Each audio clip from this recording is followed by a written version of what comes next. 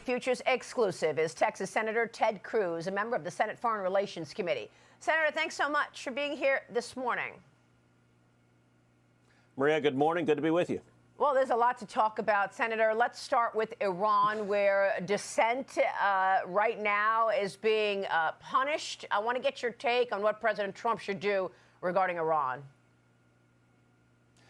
Well, Maria, I have to say we are living in extraordinary times. The change. Senator Ted Cruz says the world is entering an extraordinary and historic moment, with global changes unfolding at a pace not seen in decades. He argues that within the next 6 months, the regimes in Iran, Venezuela, and Cuba could collapse, opening the door for democratic elections and new leadership aligned with freedom, free enterprise, and cooperation with the United States.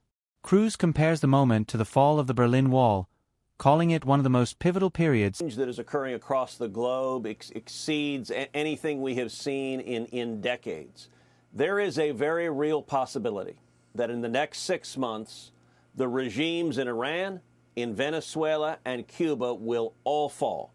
There is a real possibility that Iran, Venezuela, and Cuba will all democratically elect new leaders, and instead of fomenting violence, fomenting attacks on America, instead of waging war on America, there is a real chance in the next 6 months that... Focusing on Iran, Cruz describes the regime as the world's leading sponsor of terrorism for over 50 years, funding the majority of Hamas and Hezbollah operations while targeting Americans across the globe. He highlights the courage of more than 1 million Iranians protesting against the government and praises President Trump for clearly stating that the United States stands with the Iranian people. Cruz emphasizes that America must send a strong message to the regime to stop targeting and... The people of those 3 countries will elect leaders who embrace freedom and free enterprise and who want to stand with America.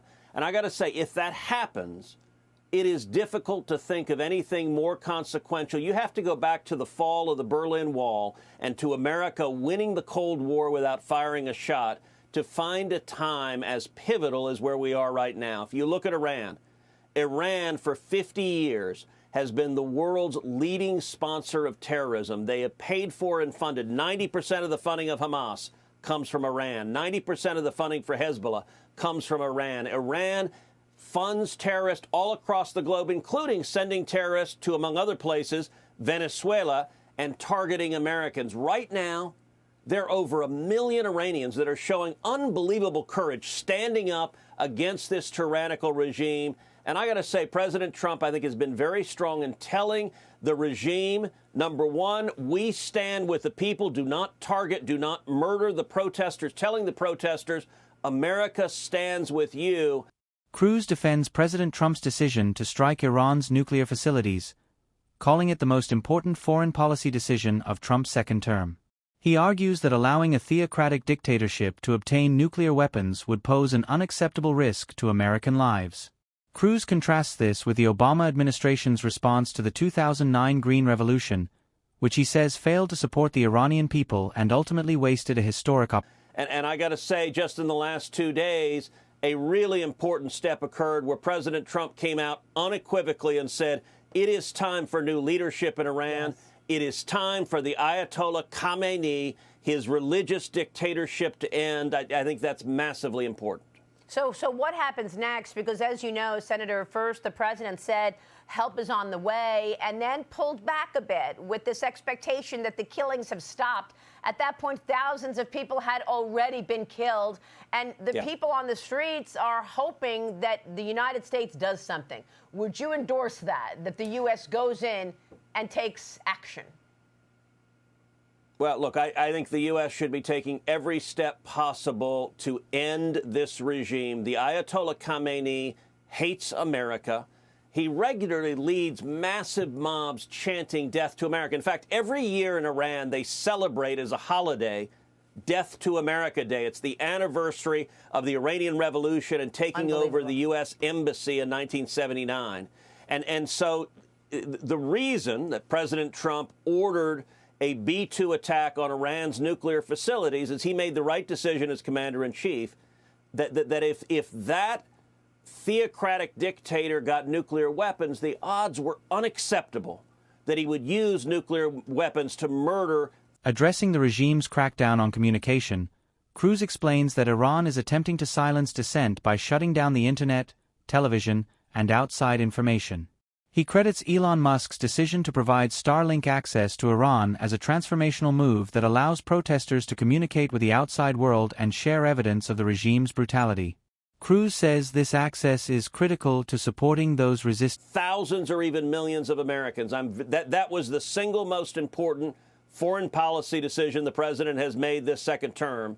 And when it comes to the protest, I think what is most important is making clear that America is with the people. Contrast this to 2009. 2009, you had the so-called Green Revolution in Iran. The Iranian people were rising up there. But Barack Obama made a very different decision. He was a new president. He decided that America stands with the regime, stands with the Ayatollah, and they discouraged the protests, and we wasted that opportunity. Right now, the president has made clear, he made clear to the Ayatollah, if you are murdering the protesters, you will pay the price. He called on the Iranian people, make a list of everyone engaged in acts of violence. Look, that is powerful because it causes the IRGC members, the soldiers, to pause and think before they carry out those murders. I hope and believe that America is doing everything we can to support the protesters on the ground. There are lots of steps we can and should be taking, short of a bombing strike. And I have every belief that if the Ayatollah engages in mass murder against the protesters, that President Trump will order direct military responses. So this is a moment where the Ayatollah and mullahs, I think they're fundamentally weakened. They are weakened by the fact that last year they lost a war. And you know, sometimes people forget. Turning to Greenland, Cruz strongly supports President Trump's push to acquire the territory, arguing it is overwhelmingly in America's national security and economic interest. He points to Greenland's vast rare earth minerals and its strategic Arctic location, which plays a key role in defense against threats from Russia and China. Cruz compares the idea to past territorial acquisitions like the Louisiana Purchase and Alaska, both of which proved historically. There are real-world consequences to losing a war, not just communication, not just messaging, but real-world. In the 12-day war, they utterly and completely lost it. If you're a dictator, your strength depends on convincing your people that you are invulnerable, that you cannot be beaten. Even worse than losing a war, if you're an Islamist dictator, is losing a war to Israel. That's what happened to the Ayatollah, which is why I predicted months ago we would see what we're seeing now, the Iranian people rising up with President Trump's support. I think we're at a moment of pivotal change. But, Senator, the Iranian government doesn't want anyone to see what's going on the ground. I saw one report that if you go out in the street right now in Iran and you're a protester, you will be shot dead immediately. So what are they doing? They're yelling from their windows, "Death to the Khomeini," and "Down with the regime" from their windows so that they don't have to go down. I want to get your take on what we should be doing in that regard, because the government reportedly planning to permanently sever its citizens from the global internet. That's from the New York Post this morning, confirming that instead they wanted to have a state-run system as part of this crackdown on dissent.